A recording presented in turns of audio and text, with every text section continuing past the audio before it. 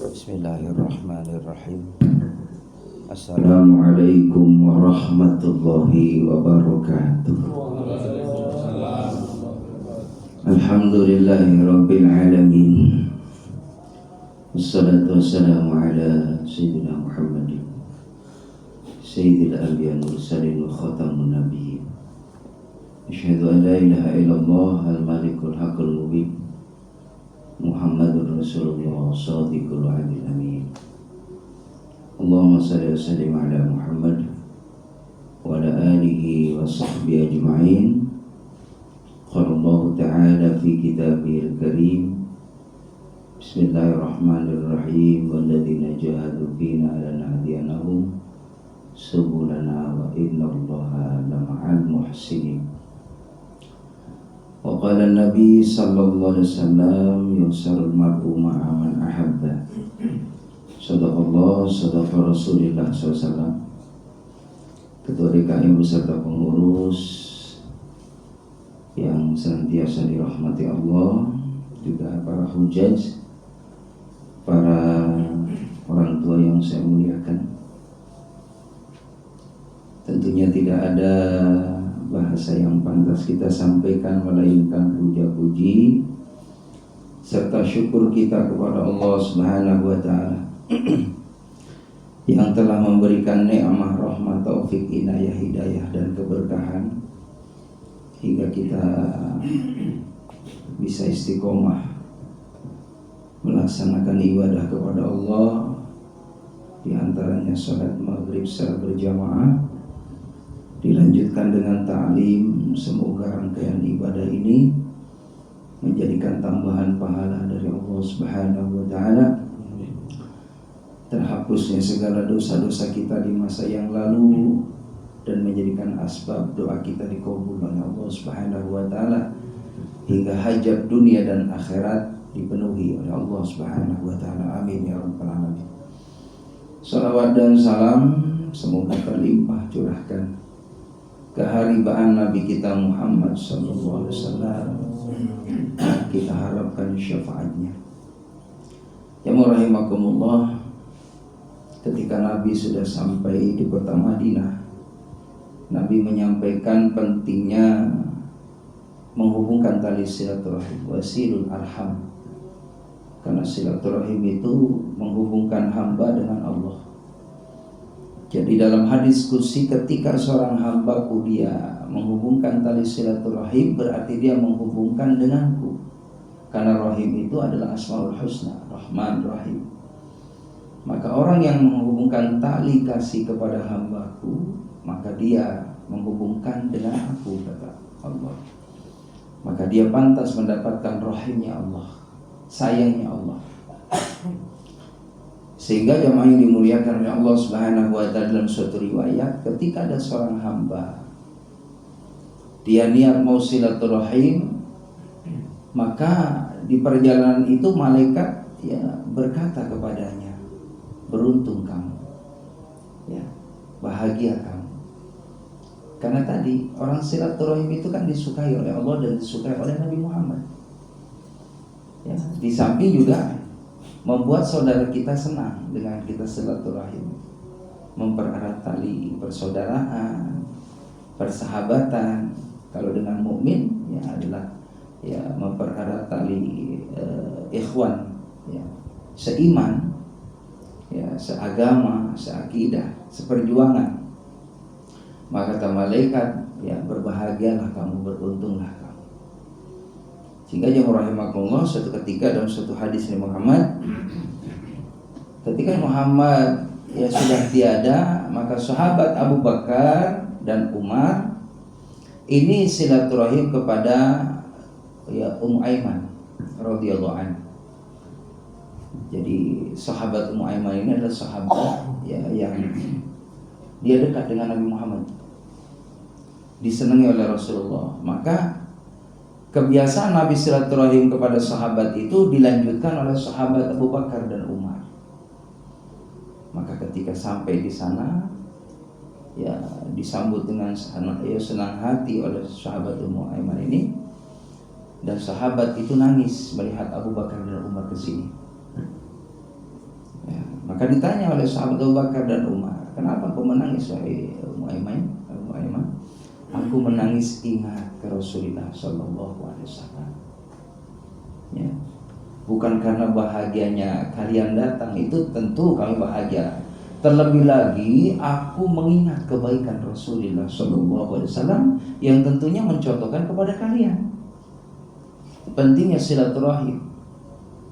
Ya, karena orang silaturahim itu memperpanjang umur, ya, memberikan keberkahan rizki. Juga ya dengan silaturahim itu menjadikan wasilah kalau kita munajat kepada Allah, doanya cepat terangkat. Orang silaturahim itu. Jadi jangan dimuliakan oleh Allah Subhanahu wa taala, maka biasakan kita ya menghubungkan tali kasih sayang silaturahim, karena itu amalan yang dipesanin oleh Nabi Muhammad wasilul arham. Ya, mah dimuliakan oleh Allah Subhanahu wa taala. Kita lihat bagaimana ya para sahabat itu luar biasa ya mengamalkan ajaran agama Allah Subhanahu wa taala, mengikuti tuntunan Nabi Muhammad. Ya, baik itu kaitannya mengenai tentang ibadahnya ataupun muamalahnya. Kalau kita lihat ya rahimakumullah, para sahabat itu berjuang ya dengan harta, jiwanya. Itu ditasarufkan di jalan Allah Subhanahu wa taala. Bagaimana sahabat Abu Bakar ya rahimakumullah, ya hartanya setengah untuk agama.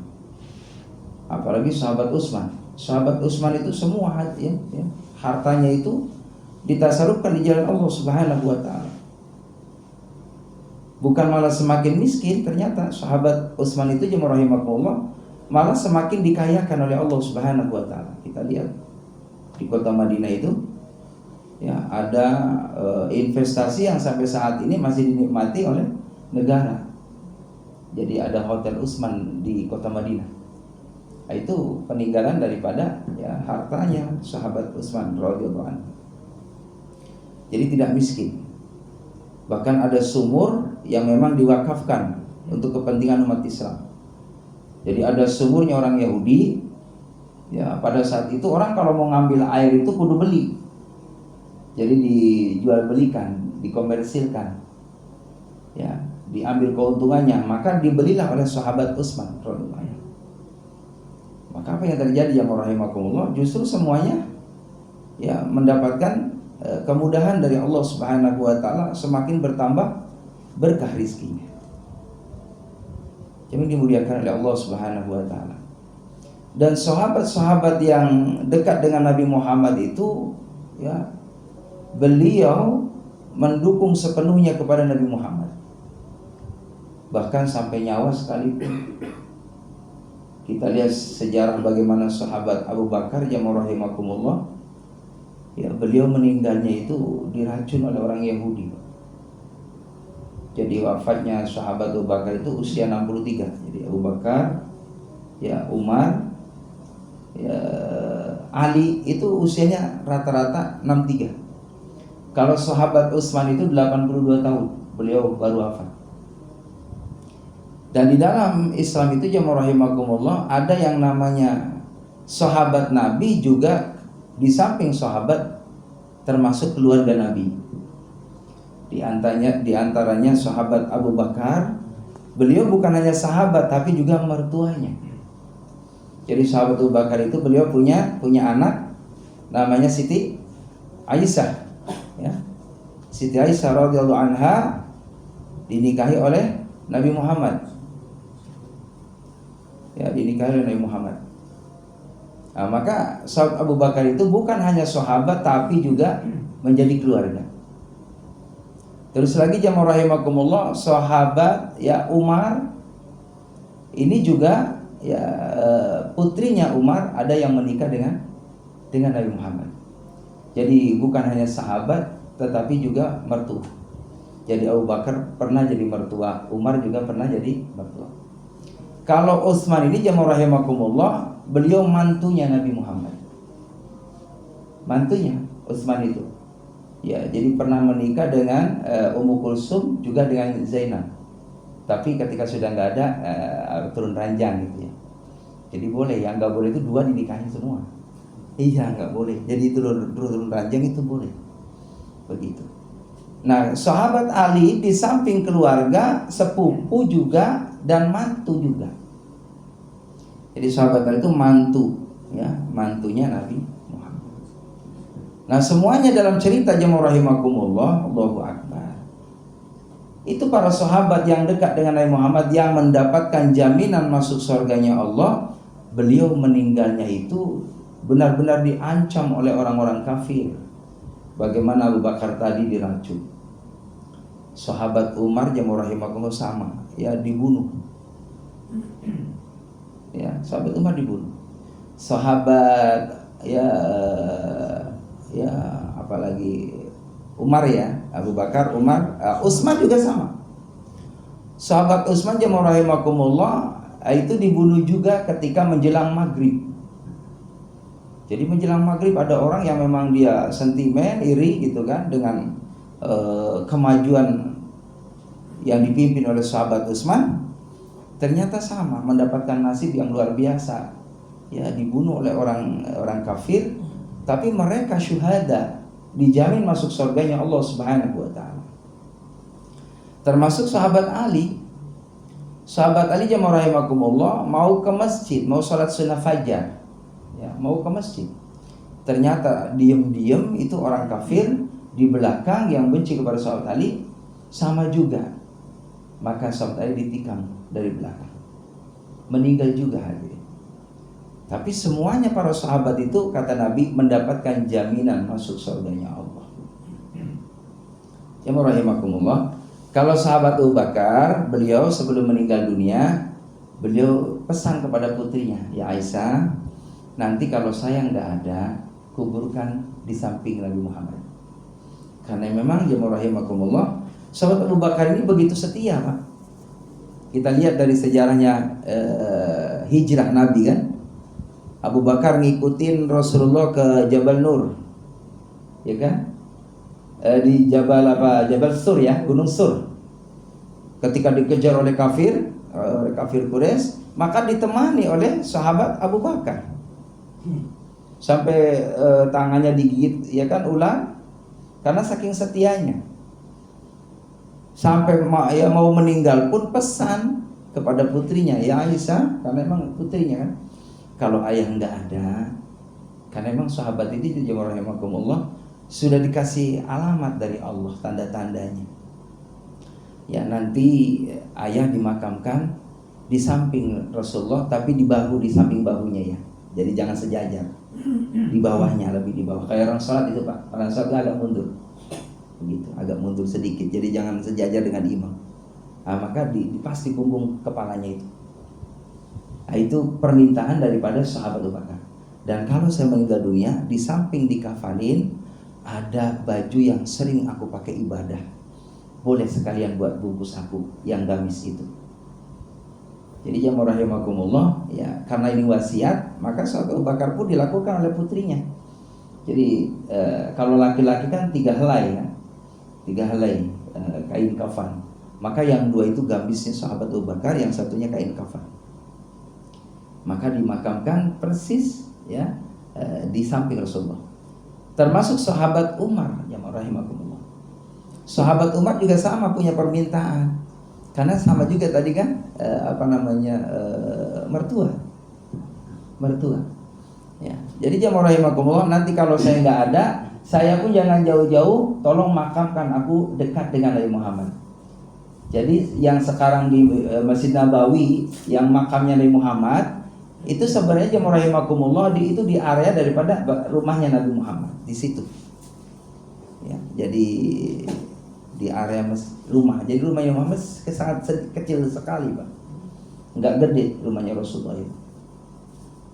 Ya, jadi di samping Raudhah itu ada makam yang ditutup itu, ya, yang kita lewat sebelah kiri, ya.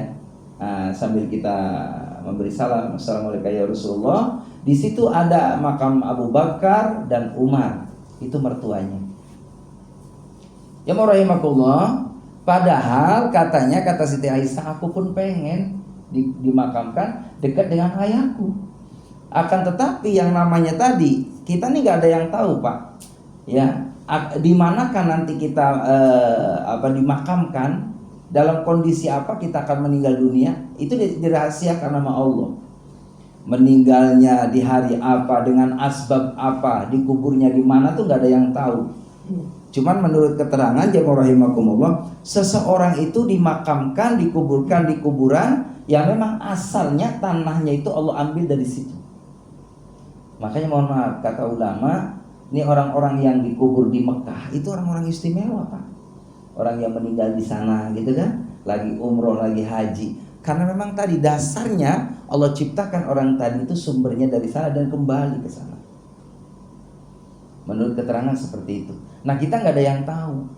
Makanya kita minta supaya husnul khotimah, bagaimana kita dimakamkan di tempat yang bagus gitu kan, di tempat yang benar-benar subhanallah, ya artinya ya nyaman gitu kan. Dimanapun sama, kuburan itu sama, tempatnya ya sama, jauh dari keramaian gitu kan. Ya itulah tempat tinggal kita yang sebenarnya. Jadi dirahasiakan oleh Allah Subhanahu wa taala. Ternyata jemaah rahimakumullah, Siti Aisyah tidak bersama dengan Rasulullah. Siti Aisyah di Baqi, termasuk sahabat ya Utsman. Utsman di Mesir. Utsman. Kalau Ali di Baqi. Jadi nggak ada yang tahu, Pak. Kita di mana itu makam nggak ada yang tahu. Ya. Cuman kan kadang ada orang yang pesen ya. Ya nanti kalau abang nggak ada, nanti dimakamin di ya, nosono dekat Aki gitu kan, sama Mbah Buyut gitu kan, sama Mbah. Ya boleh saja seperti itu. Ya mudah-mudahan sesuai dengan apa yang kita minta. Biasanya karena itu wasiat bisa jadi ya. Itu kan bagian dari keinginannya. Maka kadang dipenuhi juga sama Allah. Ya balik lagi ke kampung gitu kan. Itu nggak masalah, dimanapun sama. Ya jadi mau di sini, di sana, dimanapun itu sama, akan bertemu dengan Allah Subhanahu wa taala. Jadi jamaah yang dimuliakan oleh Allah Subhanahu wa taala, ya. Jadi para sahabat itu luar biasa, Pak. Cintanya kepada Nabi Muhammad itu. Ya, sampai rela tadi itu. Ancamannya adalah kematian. Yang meninggalnya syahid. Ya, seperti tadi Abu Bakar ya, diracun, Umar dibunuh, Utsman juga demikian. Termasuk sahabat Ali ya. Tapi semuanya dalam kondisi ridho, dalam kondisi ikhlas ya. Dalam satu cerita itu jemaah rahimakumullah, di saat Nabi Muhammad beliau wafat, ini kan beberapa bulan itu kosong kepemimpinan. Maka kumpullah di situ Abu Bakar, Umar, Utsman, Ali, sepakat bahwa siapa nih yang layak menggantikan Nabi Muhammad. Ternyata ya ditunjuklah sahabat Abu Bakar. Jadi itu kesepakatan para sahabat yang dekat dengan Rasulullah dan juga dengan sahabat-sahabat itu. Hasil mufakat musyawarah ya para sahabat. Jadi nggak ada keinginan ambisi jadi pemimpin, tidak. Karena beliau para sahabat itu memikirkan bukan hanya dirinya, tapi bagaimana kemaslahatan umat. Biar ya sejahtera, biar aman. Karena yang namanya pemimpin nggak gampang hadirin. Pemimpin itu tanggung jawabnya dunia dan akhirat. Ya, bagaimana jemaah rahimahullah ketika sahabat Abu Bakar gitu kan menjadi seorang pemimpin, lalu berjalannya waktu, ketika Abu Bakar nggak ada jemaah rahimahullah, ini kan harus cari pengganti lagi. Ternyata Umar, bahkan Umar ketika dilantik menangis. Ya bahkan Umar ngomong kalau bisa mah ya silakan yang lain lah. Jadi nggak ada ambisi, benar-benar lillah karena Allah. Ya, bahkan seorang pemimpin jemaah rahimahullah yang dicontohkan oleh Nabi Muhammad dan para sahabat, jangan sampai ada orang-orang yang menjadi tanggungannya ya, masyarakatnya dalam kondisi dia tidur tidak nyaman karena kelaparan. Banyak orang-orang yang tidak bekerja ya karena tidak ada pekerjaan. Nah, maka itulah Rasulullah bagaimana ya memberikan keteladanan, ya saling membantu satu dengan yang lainnya. Maka sahabat pun menyaksikan ya sesungguhnya ketika hidupnya masa Rasulullah, kami para sahabat tidak ada yang hidup dalam kondisi kesulitan. Semua sejahtera. Termasuk Abu Bakar juga mencontoh Muhammad, termasuk ya Umar juga demikian. Termasuk Umar juga demikian. Ya, dalam satu cerita jamaah rahimakumullah bagaimana Umar kalau malam itu kan keliling, Pak. Jadi ada nggak orang-orang yang dalam kondisi kesusahan? Maka kalau memang ada, Umar bawa sendiri makanannya. Beliau kasihkan kepada ya orang-orang yang membutuhkan. Ya, itulah sahabat. Lalu Umar meninggal dunia digantikan oleh sahabat Utsman. Utsman pun demikian jamaah rahimakumullah. Ya, kalau memang ada yang lain silakan. Tapi memang menurut ya daripada tadi kesepakatan para sahabat yang lain, yang lebih layak setelah tiadanya Umar ya Utsman. Lalu Utsman gak ada, digantikan oleh sahabat Ali. Nah, maka terus semuanya itu jamaah rahimakumullah membawa misi visi yang sama, bagaimana ya supaya masyarakat yang ditanggungnya dalam kondisi aman, dalam kondisi sejahtera. Nah, maka jamaah rahimakumullah ya seorang imam yang adil, yang bijaksana, dia akan mendapatkan jaminan ya, termasuk orang yang ya dijamin daripada surganya Allah Subhanahu wa taala. Di antaranya adalah pemimpin imamun adil, pemimpin yang adil ya, pemimpin yang benar-benar sayang kepada rakyatnya. Jamaah rahimakumullah, juga Nabi mengajarkan kepada kita pentingnya ya akhlak. Bagaimana di saat kita berada di suatu tempat masyarakat, lalu di situ kita jumpai ada seorang yang memang dia hafal Quran ya, lalu hafal hadis, walaupun dia muda, maka diutamakan oleh Rasulullah. Jadi diutamakan untuk memandu, menjadi imam, menjadi orang yang memimpin. Walaupun dia muda tapi hafalannya lebih banyak, maka dia dipersilakan untuk memimpin. Tapi kalau seandainya ada anak muda dan orang tua yang sama hafalannya, hafalan Qur'annya, pengetahuan hadisnya sama nih, maka diprioritaskan yang lebih tua. Itu Nabi mencontohkan seperti itu. Jamaah rahimakumullah, begitupun di saat kita menjadi seorang musafir tamu ya, lalu kita datang ke suatu tempat ya, maka adabnya bagaimana kita ya jadi tamu itu ya tidak boleh gitu ya mengambil haknya orang yang ada di tempat itu tanpa seizinnya. Ya itulah yang dicontohkan oleh Nabi Muhammad SAW. Jadi suatu riwayat itu jamaah rahimakumullah, ada seorang sahabat yang dia datang ke suatu tempat ya, lalu tempat itu saat masuk waktu ibadah, ingat dia pesan Rasulullah, jangan pernah berani menggantikan ya kan imam di suatu tempat itu tanpa seizin yang punya wilayah. Itu jadi sunnahnya seperti itu. Makanya saya kalau jadi imam kan mesti nawarin, Pak ya, begitu silakan Pak, itu adab Pak. Adab begitu. Nah, adapun orang ya yang di sini mempersilahkan kita, berarti itu ada ya, apa artinya ya, ada hak kita juga untuk menjadi imam karena sudah diizinkan. Itu adab. Ya, sampai mengenai tentang sholat pun diajarkan seperti itu. Bahkan seorang imam jamaah rahimakumullah harus tahu kondisi. Nggak boleh seorang imam itu ketika banyak makmum semaunya dia. Harus dia di belakang, Pak. Ya, karena di belakang itu mohon maaf, apalagi sholat berjamaah tarawih seandainya kan, atau Jumat kan ada orang yang sudah cukup usia gitu kan, ada kalanya anak-anak.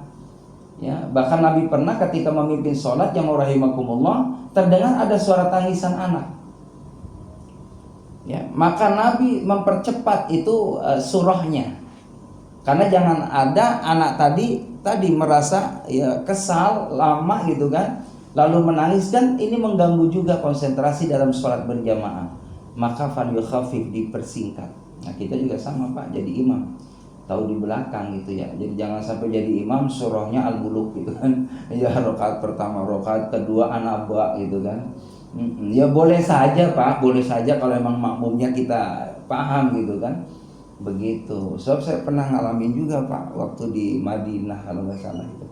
Jadi yang dibaca sama imam itu surahnya surah ya al-muluk, lama banget. Itu di samping saya pas lembut gitu kan, lembut lama banget. Iya ya Allah, kata saya. Ya tadi memang Nabi itu luar biasa bijaknya ketika jadi imam dipersingkat. Tapi kalau mau memperpanjang surahnya, silahkan kita dalam sholat sunnah. Jadi kalau memang Bapak mau baca surahnya gitu kan, seandainya ya surah Al-Muluk sampai selesai ya, atau surah Al-Kahfi sampai selesai, bacalah di saat tahajud, waktu sendiri gitu Pak, nggak ada yang ganggu kan, silakan tuh baca Al-Muluk sampai selesai, atau surah yang keduanya ya tadi surah Al-Kahfi, nggak apa-apa. Ya rahimakumullah, ya sampai segitunya Rasulullah mengajarkan pentingnya kita ya berakhlak, beradab. Dalam sholat pun kita diatur.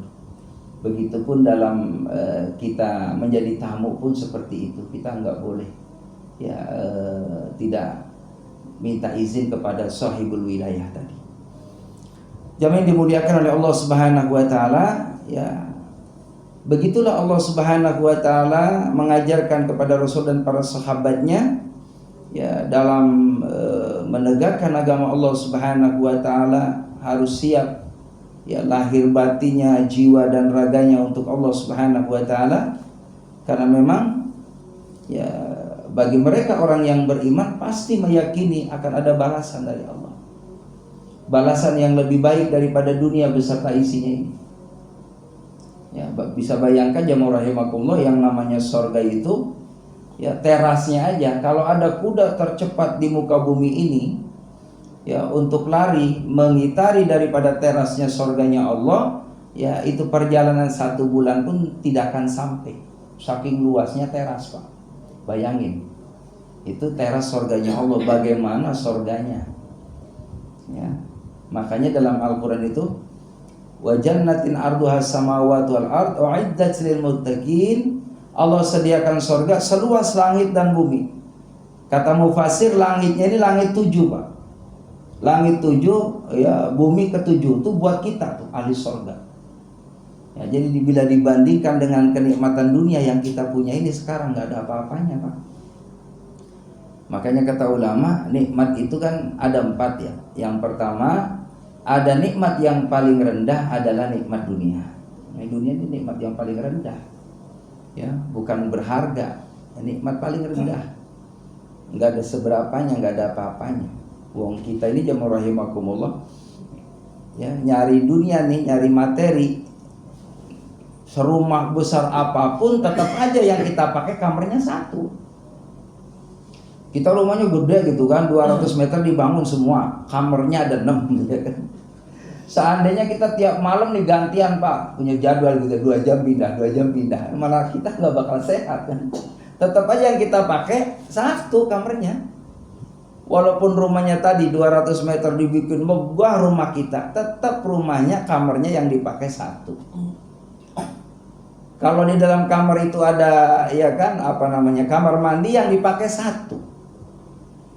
Sama dengan orang yang nggak punya kan, sama aja. Makan pun sama. Makanya nikmat dunia ini nikmat yang paling rendah dari nikmat-nikmat yang lainnya.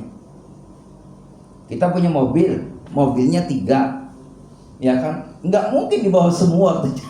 Ya, pakai rantai gitu. Dibawa semua di belakang gitu kan, nggak mungkin, ya kan. Bahkan kalau seandainya ada orang seperti itu, dia ngikutin caranya Qarun. Nah, Qarun itu Pak, Qarun, mohon maaf, ya dia kan sombong banget karena kaya raya Pak.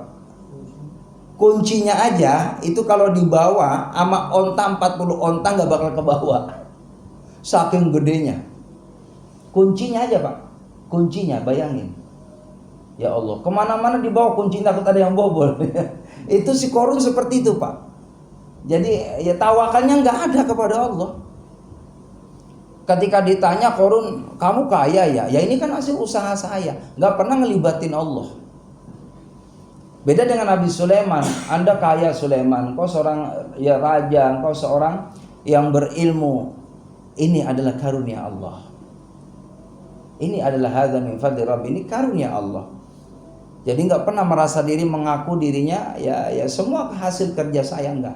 Semuanya dari Allah. Tanpa bantuan dari Allah nggak mungkin kita dapat apapun itu. Kita punya tempat tinggal, ini dikasih sama Allah. Bukan hanya sifatnya dikasih, tapi juga dititipin sama Allah. Namanya titipin, suatu saat maunya yang ditipin. Ada yang mohon maaf, kadang punya rumah tapi nggak langgeng, ya kan? Berapa tahun kemudian malah dijual. Kita sih nggak mau ya Pak ya. Mudah-mudahan kalau bisa beli lagi. Begitu, kalau bisa beli lagi, jangan jual rumah. Makanya Nabi Sulaiman pernah berdoa kepada Allah, ya Allah, jadikan aku orang yang cukup kaya gitu ya, dan tidak ada yang membandingi. Itu doanya Nabi Sulaiman. Makanya nggak ada nabi yang membandingi kekayaan seperti Nabi Sulaiman, karena doanya seperti itu. Bahkan kata Nabi Sulaiman, jangan sampai nikmat ini sampai mati kau ambil ya Allah. Jangan kau ambil ya Allah. Karena ceritanya jamaah rahimakumullah tidak sedikit kan cerita seperti itu. Dulu masa mudanya kaya raya, Allahu Akbar. Masa tuanya dia jatuh miskin. Naudzubillah min dzalik. Kita jangan sampai seperti itu. Minta sama Allah yang punya rezeki tadi, yang membagi tadi, yang nitipin tadi, supaya Allah lebih percaya kepada kita. Bahkan kalau bisa jamaah rahimakumullah, anak-anak kita semuanya jangan sampai, mohon maaf gitu kan, nggak punya rumah. Kalau bisa punya rumah. Ya, dari sekarang kita mulai nabung dikit. Ya, bahkan guru saya ya nyampein kalau bisa anakmu itu tuh 3 tuh. Ya, udah dipikirin tuh sebelum rumah tangga. Nabung selagi muda, ya kan? Ngumpulin, prihatin, nanti di saat anakmu sudah lulus sekolah, sudah siap berumah tangga, sudah ada tempat tinggal, itu akan lebih nyaman anak kita. Begitu, kalau bisa. Lah kalau nggak bisa paling tidak doa dulu deh, ya kan? Sekarang kan banyak BTN ya, bayar tapi nyicil kan banyak. Uang muka seandainya 5 juta, kesononya kan tiap bulannya 2 juta, seandainya gaji anak kita kan 5 juta masih bisa lah sama makan sama BTN tadi, bayar tapi nyicil. Nggak masalah, yang penting doa. Doa buat anak-anak kita biar punya ya sandang, pangan, papan. Manfaatkan kita punya lisan, ya, punya amal soleh yang menjadikan wasilah Allah curahkan kebaikan buat anak cucu kita. Dari kita juga Pak sebenarnya semuanya itu. Asal kitanya mau sungguh-sungguh, insya Allah nanti ada jalan dari Allah. Tinggal nunggu aja yang terbaik dari Allah. Ya, kadang-kala mohon maaf ya, dengan kerja usaha doa kita ternyata memang dijawabnya nanti 20-30 tahun kemudian ada jawaban dari Allah. Ya, saya tuh punya sahabat yang rahimakumullah, ya, dengan sabarnya dia punya rumah sederhana, ya sederhana lah. Boro-boro renovasi rumah buat bocah sekolah aja Ustaz. Itu pun kecil. Ya, anaknya itu 4 yang rahimakumullah, semuanya pada sekolah tiap bulan gitu kan. Udah biarin, saya punya TV belum bisa kebeli TV yang model sekarang, yang GP yang belum punya. Yang model dulu aja itu pun remote-nya nggak ada, udah nggak ada yang jual. Udah nggak bisa, orang TV dulu Pak tabung yang gede. Udah biarin aja, paling beli alat doang. Disyukuri, disabarin, bangku pun nggak bisa beli jamaah rahimakumullah. Sabar. Anaknya pada lulus sekolah jamaah rahimakumullah, pada kerja semuanya. Ya karena kitanya sayang tulus ke anak, ya akhirnya anak timbal balik. Ngemikirin tuh, kita udah waktunya ya balas budi sama orang tua. Kata kakak-kakaknya tuh adanya pada musyawarah. Habis pada dapat gajian jamaah rahimakumullah, ini kayaknya rumah kita perlu direnovasi nih, yuk kita patungan Pak, berempat itu. Jadi ternyata 30 tahun kemudian dijawab doa itu, dia merasakan nikmatnya bagaimana punya rumah. Alhamdulillah tadi rumah tidak tingkat gitu kan, sekarang ada tingkatnya.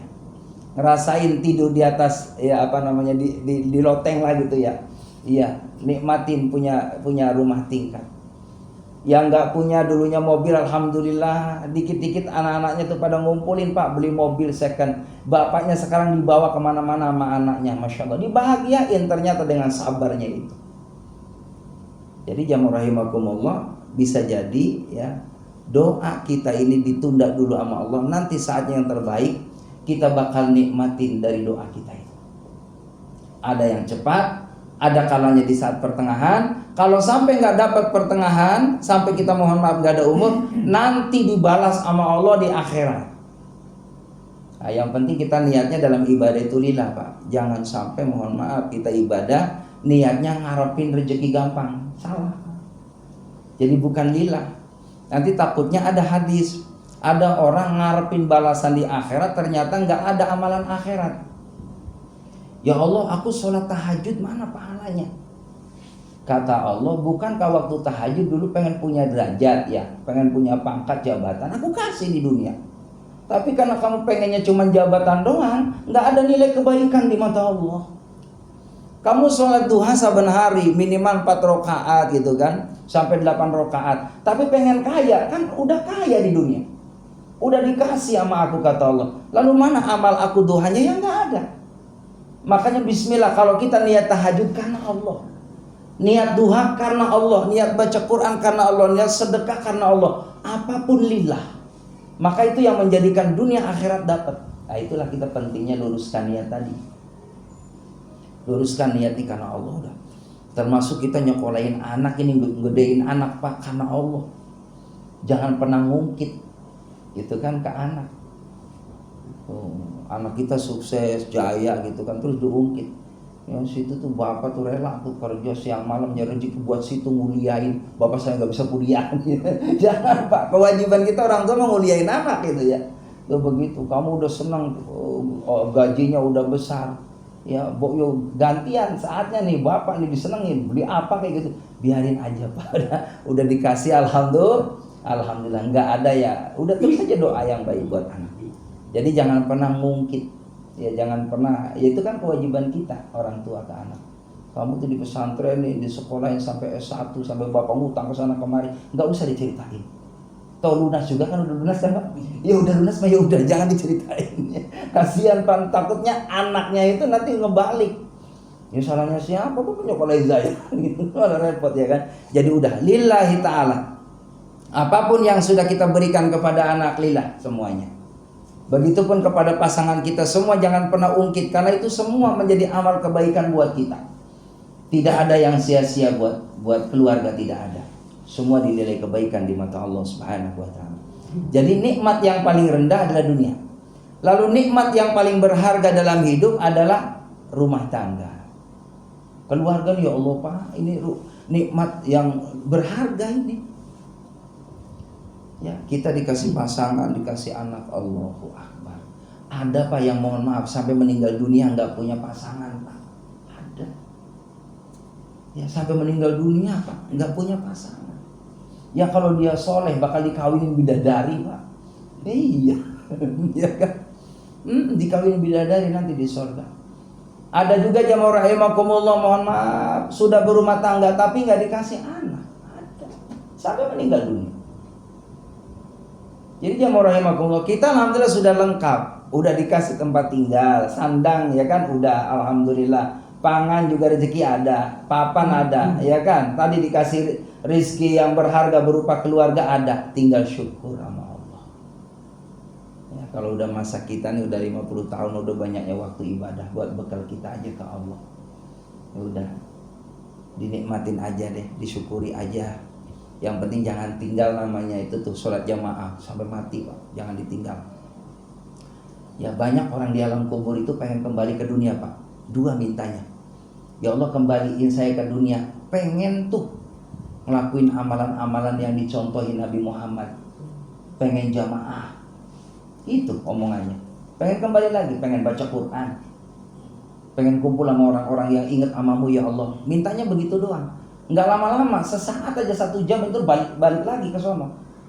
Asal saya udah diampuni aja amamu ya Allah, saya balik lagi biar jangan sampai kita susah di sana ya Allah. 1 jam aja, cuman nggak bisa. Begitu. Ama yang kedua jamaah rahimakumullah, orang yang ada di alam kubur itu dia nyesel pengen balik ke dunia, pengen apa? Dia hartanya banyak, warisannya banyak, pengen saya ambil, saya disedekahin. Ya gimana mau ngambil, dibagi-bagiin Pak. Amanah pertama, kedua, ketiga. Lah dia udah kada punya. Ya kan? Nggak ada. Ya, makanya ada hadis itu, sebaik-baiknya sedekah adalah semasa hidup. Ya, masih hidup mah semau kita Pak, sedekah. Nggak ada yang ngatur duit kita. Ya kan, Jumat bismillah gitu kan, masukin kotak 20, 50, niatin. Ya Allah, saya sedekah, kalau ada gedean ya 50 deh. Ini pahalanya buat ma bapak saya, mertua saya. Ya, jangan 5.000 ya Allah. Pahala buat saya sama bapak saya. Ya, jauh banget Pak, ke bagian 1.000 kita. Ya, kalau bisa mah yang pantas lah yang 20, yang 50 deh ya Allah. Saya sedekah ini pahalanya buat ma bapak. Itu sampai Pak. Syukur-syukur lebih dari 50.000, 100. Kalau emang ada begitu. Atau Bapak ada rezeki nih, datang ke material, lihat ada pembangunan masjid, nitip 2 sak semen. Ya Allah, pahalanya buat ma bapak saya, mertua saya. Dapat. Kitanya nggak usah diniatin, kita mau udah dapat. Mau kita yang sedekah. Nah, itu cara seperti itu kata Nabi boleh. Ya Rasul, orang tuaku sudah nggak ada. Lalu saya pengen bakti sama beliau. Apa? Sedekah atas namanya. Jadi boleh. Ya, dan untungnya kita punya anak baik, jamaah rahimakumullah. Apa yang dilakukan sama anak itu ngalir kebaikannya buat kita, baik masa hidup ataupun sudah tidak ada. Jadi anak kita nih ngaji nih, anak kita sholat, anak kita puasa, apapun yang dilakukan sama anak kita dalam kebaikan, itu terus kebaikannya buat kita juga. Jadi semakin banyak anak, jamaah rahimakumullah, semakin banyak pahala kita dapat. Dan Nabi itu jamaah rahimakumullah nanti di akhir zaman kan, di akhirat akan berlomba-lomba. Siapa umatku yang paling banyak anaknya? Begitu Pak. Makanya Nabi ingatkan, nikahilah perempuan, ya kan, yang dari keturunan anaknya banyak. Begitu Pak. Ya, cuman kan nggak gampang ya. Punya anak banyak tuh semuanya orang nurut Pak. Ya, susah. Ya kan, nggak apa-apa deh 1 tapi alhamdulillah soleh gitu kan, solehah. 2 soleh-soleha gitulah. Daripada banyak kalau bandel semuanya bandung repot tanggung jawabnya di akhirat aja ya kan. Masih mending ya sedikit tapi kualitas, syukur-syukur banyak kualitas. Ya. Tapi juga jamaah rahimakumullah, kembali lagi jangan pernah kita putus asa dari rahmat Allah. Ustaz, saya sudah usaha nih, udah berjuang. Saya punya anak tapi belum soleh Ustaz. Ya udah sabarin aja. Allah Maha tahu kok. Kita sudah berdoa yang terbaik buat anak kita. Tetap nggak ada kejelekan di mata Allah. Kembali lagi itu urusan hidayah dari Allah Subhanahu Wa Taala. Karena ada juga jemaah ngadu ke saya Pak, ke rumah begini. Ustaz, saya punya anak ya Allah susah banget diatur Ustaz. Iya, begadang dulu, ya, minta duit dulu sama ibunya, bawa motor. Allah Akbar. Kalau nggak ngambek-ngambek Ustaz sama orang tuanya. Ya ini ujian Pak kata saya. Insya Allah Bapak sanggup kok. Setiap ujian sesuai dengan kemampuan Allah mampu untuk Bapak menghadapi ujian ini. Ini ada hikmah supaya Bapak kudu rajin bangun malam Pak, nangis di hadapan Allah. Karena hatinya anak Bapak itu punya Allah. Bagi Allah gampang untuk mengusik hatinya, mengetuk hatinya untuk dapat hidayah itu bagi Allah mudah. Bisa jadi dengan asbab dia ketemu sama seseorang yang dia ahli agama, lalu dinasehati, saat itu dulu bisa jadi saat itu pun dia jadi anak yang saleh, yang benar-benar dirubah 90% oleh Allah buat anak kita. Itu mudah bagi Allah. Maka manfaatkan banyak berdoa kepada Allah Subhanahu wa taala. Itu nikmat yang kedua. Ada nikmat yang paling tinggi ya adalah nikmat iman. Nikmat iman itu nikmat yang paling tinggi Pak. Nggak bisa dijual iman ini. Nah kita bisa ibadah ini dikasih nikmat ini dari Allah. Yang orang lain belum tentu gitu kan dapat nikmat ini. Ya, sehingga dia hidupnya gelisah karena tidak ada sandaran. Kita nih orang ibadah punya iman, sandarannya Allah. Maka nggak ada kekhawatiran kecuali kita terus tawakal yang tinggi kepada Allah. Itu saja hadirin karena waktu sudah isya. Yang benar dari Allah, yang salah adalah kedaifan saya. Subhanakallah bihamdika asyhadu an la ilaha illa anta astaghfiruka wa atubu ilaik. Walhamdulillah. Demikian. Assalamualaikum warahmatullahi wabarakatuh.